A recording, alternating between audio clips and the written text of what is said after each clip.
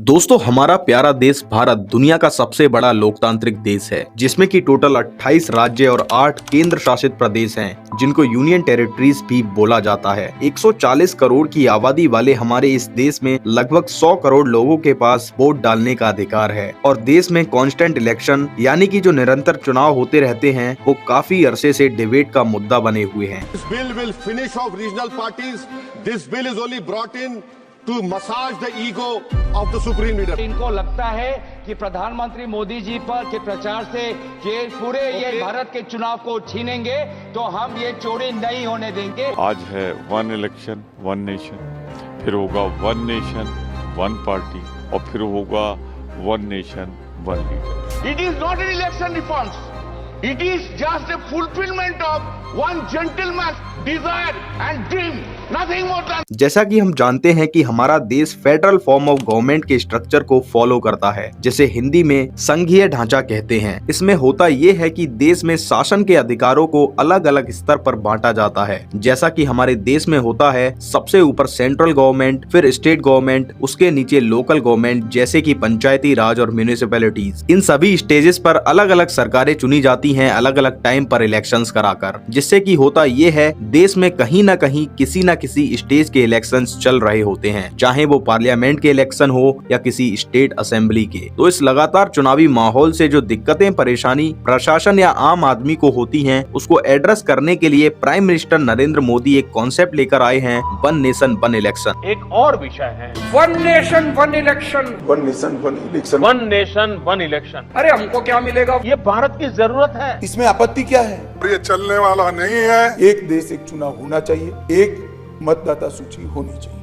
तो इस वीडियो में मैं आपको डिटेल में समझाऊंगा कि आखिर क्या है वन नेशन वन इलेक्शन, क्या इसे देश में इम्प्लीमेंट करना चाहिए या नहीं, इससे क्या दिक्कतें आएंगी, क्या फायदे होंगे, इसके सारे एस्पेक्ट्स जानेंगे। आप वीडियो में एंड तक बने रहना। 17 दिसंबर 2024 को भारत के law minister Shri Arjun Ram Meghwal parliament में वन नेशन वन इलेक्शन को इम्प्लीमेंट करने के लिए बिल लेकर आए, जो कि सेंट्रल, स्टेट और लोकल इलेक्शंस को एक साथ कंडक्ट कराने को लेकर है। हालांकि बिल अभी पास नहीं हुआ है, लेकिन अगर ऐसा होता है तो ऐसा नहीं होगा कि देश में एक साथ इलेक्शंस पहली बार होंगे। देश को आजादी मिलने के बाद जब से इलेक्शंस होना स्टार्ट हुए, तब से 1967 तक सभी स्टेट असेंबलीज और लोकसभा के इलेक्शंस एक साथ होते थे। लेकिन शेड्यूल 1967 के बाद से बिगड़ गया, जब साल 1968 और साल 1969 में कई राज्य सरकारें भंग हुई और प्रेसिडेंट रूल लगाया गया। तब से अब तक देश में कहीं ना कहीं इलेक्शंस होते रहते हैं। साल 2014 में जब से बीजेपी पावर में आई, तब से prime minister Narendra Modi one nation one election का नारा देते हुए आए हैं। One nation one election. इसी से रिलेटेड 2 सितंबर 2023 को फॉर्मर प्रेसिडेंट रामनाथ कोविंद जी की अगुवाई में एक हाई लेवल कमेटी का गठन किया गया, जिसमें कि home minister Amit Shah, finance commission के चेयरमैन एनके सिंह जैसे अन्य मेंबर्स शामिल थे। कमेटी ने रिपोर्ट में क्या बताया, इससे पहले मैं आपको समझाने की कोशिश करूंगा कि वन नेशन वन इलेक्शन को क्यों इम्प्लीमेंट करना चाहिए। Number 1, reduce election cost and resources. देश में जब बार बार इलेक्शंस कंडक्ट कराने पड़ते हैं, तब भारी मात्रा में इलेक्शन कमीशन को पैसा खर्च करना पड़ता है। According to parliamentary panel, election commission of India 4500 crore से ज्यादा पैसे खर्चती है लोकसभा और स्टेट असेंबलीज के इलेक्शंस को कंडक्ट कराने के लिए। एक साथ चुनाव कराने से ये नंबर बहुत हद तक कम हो जाएगा। इसी के फेवर में फॉर्मर प्रेसिडेंट रामनाथ कोविंद जी ने एक इकोनॉमिस्ट का हवाला देते हुए कहा कि simultaneous elections could boost India's GDP by up to 1.5%। इसको रुपीज की टर्म्स में देखा जाए तो हमारे देश को लगभग 4.5 लाख करोड़ का फायदा होगा इस वन नेशन वन इलेक्शन को इम्प्लीमेंट करने से, जिससे कि ज्यादा पैसा पब्लिक फैसिलिटीज पर खर्च हो पाएगा।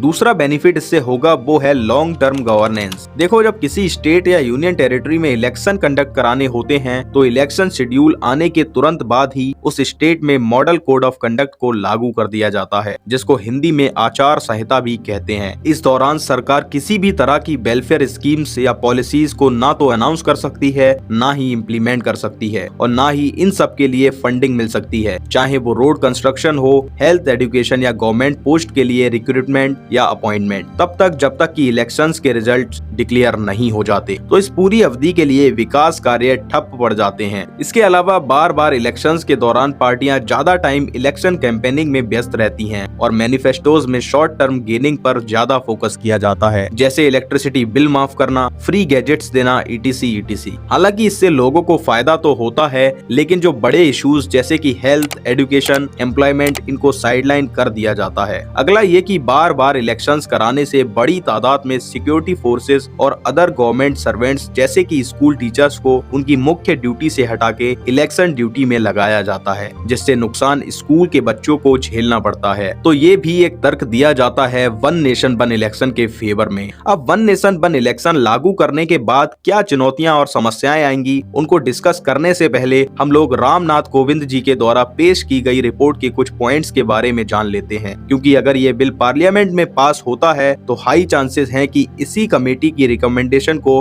काफी हद तक फॉलो किया जाएगा। 18,000 पेजेस की रिपोर्ट में बताया गया है कि 2029 के पार्लियामेंट इलेक्शन से पहले एक अपॉइंटेड डेट यानी कि एक नियत तिथि निर्धारित की जानी चाहिए। इसी डेट को पार्लियामेंट, स्टेट असेंबलीज और यूनियन टेरिटरीज के इलेक्शंस एक साथ कराए जाएंगे। अब आपके मन में मेरी तरह एक क्वेश्चन आया होगा कि जिन गवर्नमेंट्स का टेन्यूर 2029 के बाद तक का होगा या जो 2029 से पहले खत्म होने वाली होंगी, उनका क्या? तो रिपोर्ट में बताया गया है कि जिन राज्य सरकारों का टेन्यूर 2029 से पहले एक्सपायर होना होगा, उनका टेन्यूर एक्सटेंड कर दिया जाएगा इसी अपॉइंटेड डेट तक, और जिन गवर्नमेंट का टेन्यूर 2029 के बाद तक का होगा, उनको डिसॉल्व करना पड़ेगा। इसको मैं एग्जांपल देकर समझाता हूँ। यूपी में 2022 में इलेक्शंस हुए और योगी जी की सरकार बनी, जिसका टेन्यूर 2027 में एंड हो जाएगा। लेकिन 2027 में यूपी में इलेक्शंस नहीं होंगे, योगी सरकार का कार्यकाल 2029 तक बढ़ा दिया जाएगा। वहीं 2025 में दिल्ली में चुनाव होने हैं, वहां जो भी सरकार बनेगी उसका टेन्यूर 2030 तक होना चाहिए, लेकिन 2029 के पार्लियामेंट्री इलेक्शन से पहले ही दिल्ली सरकार का टेन्यूर खत्म कर दिया जाएगा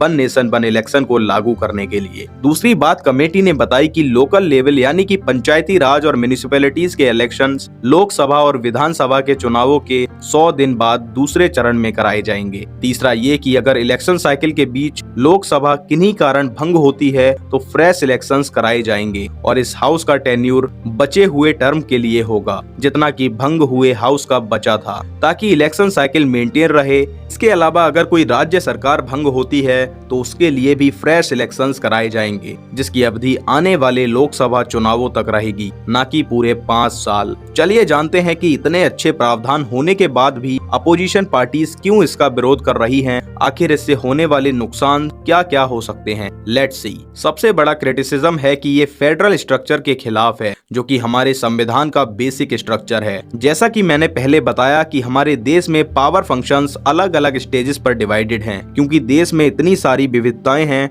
और हर स्टेज के अलग अलग मुद्दे हैं। लेकिन एक साथ इलेक्शंस कंडक्ट होने से होगा ये कि जो रीजनल इश्यूज हैं अलग अलग राज्यों में, वो नेशनल और स्टेट इश्यूज के साथ ओवरलैप हो जाएंगे। दूसरा कि बड़ी पार्टीज के पास ज्यादा पैसा होगा तो इलेक्शन में ज्यादा पैसा खर्चेंगे, जिससे कि रीजनल पार्टीज इस लेवल पर कम्पीट नहीं कर पाएंगी, जिसके चलते इन छोटी पार्टियों को एक लेवल प्लेइंग फील्ड नहीं मिल पाएगी। ORF के एक आर्टिकल के अकॉर्डिंग अगर एक साथ चुनाव होते हैं तो हाई चांसेस हैं कि वोटर एक ही पार्टी के लिए वोट डालेंगे, जैसे कि साल 2014 में मोदी लहर के दौरान देखा गया। तो एक तरीके का अनफेयर सा कंपटीशन होगा। रिपोर्ट के जवाब में former chief election commissioner SY Qureshi one nation one election को क्रिटिसाइज करते हुए कहते हैं कि एक्स प्रेसिडेंट को इस तरह की किसी भी कमेटी का मेंबर बनना उचित नहीं है। दूसरा ये कि किसी भी इशू पर डिबेट और आम सहमति जरूरी है, जो कि नहीं हुआ, तो एक तरीके से इसे थोपा जा रहा है। तीसरी बात कही कि आमतौर पर एक साथ चुनाव का मतलब सारे इलेक्शंस एक साथ होने चाहिए,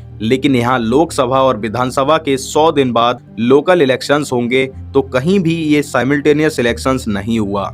इसमें फिर से सारी प्रोसेसेस को दोबारा करना पड़ेगा और वही दिक्कतें फिर से होंगी। चौथा पॉइंट उन्होंने बताया कि हंग असेंबली के दौरान इलेक्शन के बाद जो न्यू हाउस बनेंगे उसका टेन्यूर लोकसभा के आने वाले इलेक्शन तक होगा, मतलब जनता को 5 साल से पहले ही फिर से वोटिंग करने जाना होगा, तो बार बार वोटिंग करने की समस्या बरकरार रहेगी। इसके अलावा बहुत से अपोजिशन लीडर्स और पॉलिटिकल स्कॉलर्स का कहना है कि जब देश में फ्रीक्वेंटली इलेक्शंस होते हैं तो सरकारें जनता के प्रति अकाउंटेबल रहती हैं। उदाहरण के तौर पे साल 2022 में योगी आदित्यनाथ सरकार को यूपी में मेजॉरिटी हासिल हुई। वहीं बीजेपी के कुछ डिसीजन से नाखुश होकर जनता ने 2024 में लोकसभा इलेक्शंस में बीजेपी को बड़ा झटका दिया, लेकिन एक साथ इलेक्शंस होने से लोगों को ये मौका 5 साल में एक बार मिलेगा।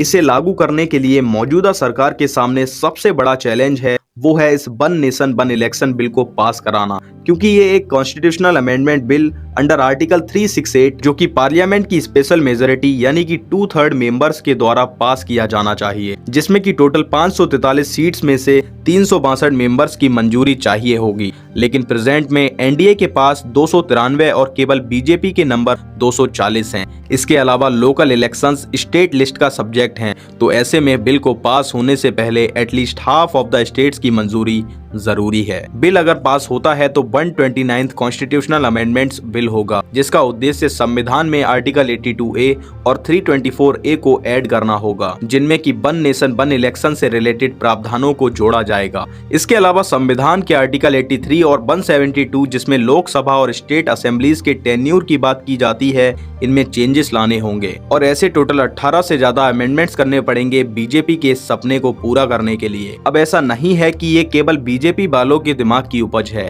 2014 से पहले साल 1999 में लॉ कमीशन और 1983 में खुद इलेक्शन कमीशन ने एक साथ चुनाव कराने को रिकमेंड किया है। इसके अलावा साउथ अफ्रीका, स्वीडन, जर्मनी और इंडोनेशिया जैसे कई देशों में सफलतापूर्वक एक साथ चुनाव कराए जाते हैं। देखना यह होगा कि बिल 2/3 मेजॉरिटी से पास होगा या नहीं। उसके बाद ही बिल प्रेसिडेंट की मंजूरी के लिए जाएगा और तब कहीं जाकर एक्ट बनेगा। बाकी वन नेशन वन इलेक्शन के सारे पहलू मैंने आपको एक्सपर्ट के नजरिए से समझाने की कोशिश की, बिना किसी पार्टी को सपोर्ट या क्रिटिसाइज करते हुए। इसमें आपका क्या ओपिनियन है? क्या देश में एक साथ चुनाव होने चाहिए या नहीं? कमेंट बॉक्स में जरूर बताएं। बाकी मिलेंगे किसी और वीडियो में किसी और टॉपिक के साथ। तब तक के लिए जय हिंद।